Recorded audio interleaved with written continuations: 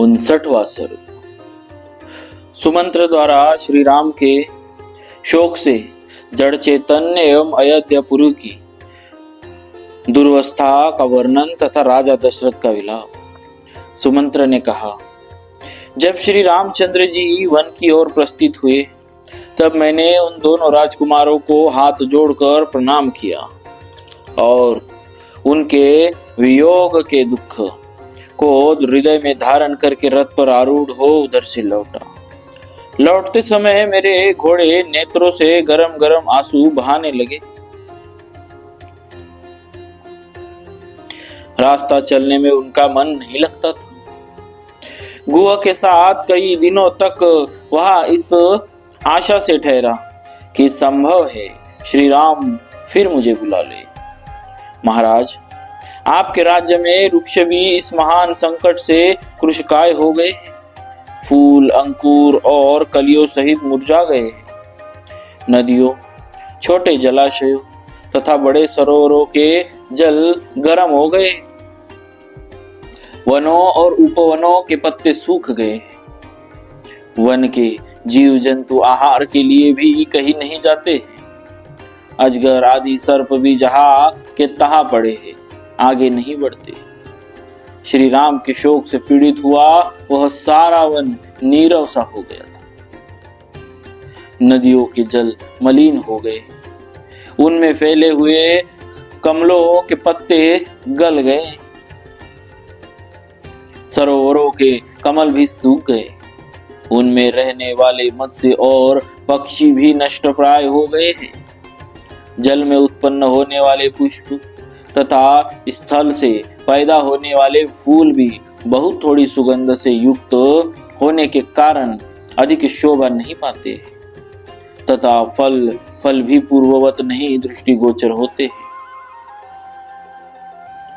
नरश्रेष्ठ, अयोध्या के उद्यान भी सूने हो गए, उनमें रहने वाले पक्षी भी कहीं छिप गए हैं। यहाँ के बगीचे भी मुझे पहले की भांति मनोहर नहीं दिखाई देते। अयोध्या में प्रवेश करते समय मुझसे किसी ने प्रसन्न होकर बात नहीं की। श्री राम को न देखकर लोग बारंबार लंबी सांसें खींचने लगे। देव, सड़क पर आए हुए सब लोग राजा का रथ श्री राम के बिना ही यहाँ लौट आया है, यह देखकर दूर से ही आंसू बहाने लगे। अट्टालिकाओं, विमानों और प्रसादों पर बैठी हुई स्त्रियां वहां से रथ को सूना ही लौटा देखकर श्री राम को न देखने के कारण व्यतीत हो उठी और हाहाकार करने लगी। उनके कज्जल आदि से रहित बड़े बड़े नेत्र आंसुओं के वेग में डूबे हुए थे। वे स्त्रियां अत्यंत आर्त होकर अव्यक्त भाव से एक दूसरे की ओर देख रही थी। शत्रुओं, मित्रों तथा उदासीन मध्यस्थ मनुष्यों को भी मैंने समान रूप से दुखी देखा है। किसी के शोक में मुझे कुछ अंतर नहीं दिखाई दिया। महाराज, अयोध्या के मनुष्यों का हर्ष छीन गया है। वहां के घोड़े और हाथी भी बहुत दुखी है। सारी पुरी आर्तनाद से मलिन दिखाई देती है। लोगों की लंबी लंबी सांसें ही इस नगरी का उच्छ्वास बन गई है। यह अयोध्यापुरी श्री राम के वनवास से व्याकुल हुई पुत्र वियोगिनी कौशल्या की भांति मुझे आनंद शून्य प्रतीत हो रही। सुमंत्र के वचन सुनकर राजा ने उनसे अश्रु गदगद परम दीन वाणी में कहा, सुत, जो पापी कुल और पाप पूर्ण देश में उत्पन्न हुई है तथा जिसके विचार भी पाप से भरे हैं, उस कैकेयी के कहने में आकर मैंने सलाह देने में कुशल वृद्ध पुरुषों के साथ बैठकर इस विषय में कोई परामर्श भी नहीं किया। सुहदों, मंत्रियों और वेद वेत्ताओं से सलाह लिए बिना ही मैंने मोहवश केवल एक स्त्री की इच्छा पूर्ण करने के लिए सहसा यह अनर्थमय कार्य कर डाला। सुमंत्र, होनहार वश यह भारी विपत्ति निश्चय ही इस कुल का नाश करने के लिए अकस्मात आ पहुंची है।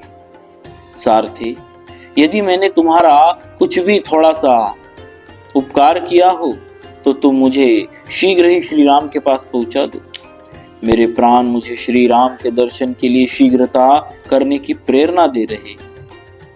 यदि आज भी इस राज्य में मेरी ही आज्ञा चलती हो तो तुम मेरे ही आदेश से जाकर श्री राम को वन से लौटा ले आओ, क्योंकि अब मैं उनके बिना 2 घड़ी भी जीवित नहीं रह सकूंगा। अथवा महाबाहु श्री राम तो अब दूर चले गए होंगे, इसीलिए मुझे ही रथ पर बिठा कर ले चलो और शीघ्र ही श्री राम का दर्शन कराओ।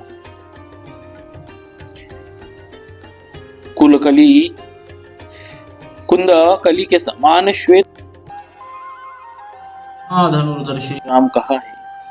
यदि सीता के साथ भली भांति उनका दर्शन जीवित रह सकता हूं, जिनके लाल नेत्र और बड़ी बड़ी भुजाएं हैं तथा जो एक कुंडल धारण कर उन श्री राम को यदि मैं नहीं देखूंगा तो अवश्य यमलोक को चला जाऊंगा।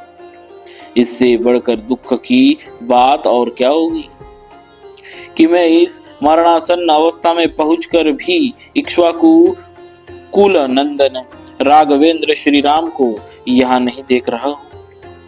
हा राम, हा लक्ष्मण, हा विदेह राजकुमारी तपस्विनी सीते, तुम्हें पता नहीं होगा कि मैं किस प्रकार के दुख से अनाथ की भांति मर रहा हूं।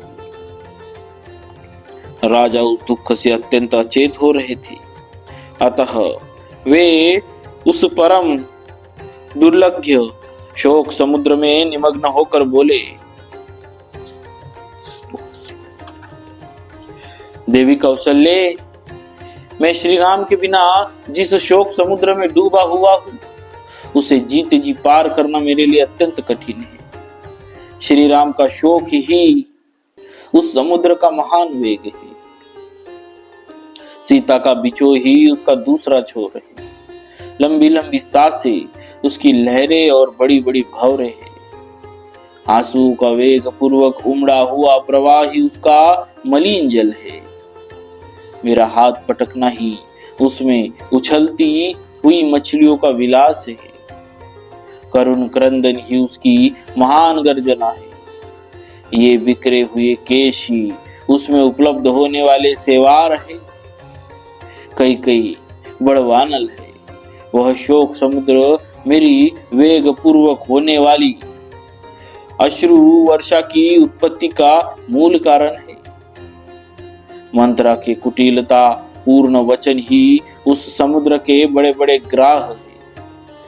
क्रूर कई कई के मांगे हुए 2 वर ही उसके 2 तट है, तथा श्री राम का वनवास ही उस शोक सागर का महान विस्तार है। मैं लक्ष्मण सहित श्री राम को देखना चाहता हूं, परंतु इस समय उन्हें यहाँ देख नहीं पा रहा। यह मेरे बहुत बड़े पाप का फल है। इस तरह विलाप करते हुए महायशस्वी राजा दशरथ तुरंत ही मूर्छित होकर शैया पर गिर पड़े।